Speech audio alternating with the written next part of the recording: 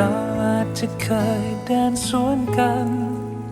แค่เป็นวันที่มีใครเดินข้างเธออาจเป็นเพียงเสี้ยวนาทีที่มองไปแล้วไม่เจอว่ามีเธอยืนอยู่ใกล้กัน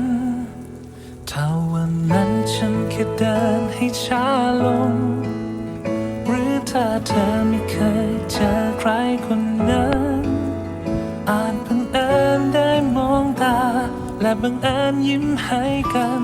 ไม่ใช่เพียงแค่เดินผ่านฉันไปโอ้เธอรอนานไหมรู้ไหมฉันรอเธอเหมือนกันโอ้เธอรอได้ไหมวันที่เวลาจะพาเราพบกันอาจมีสักวันที่เราเดินตรงเวลาวันที่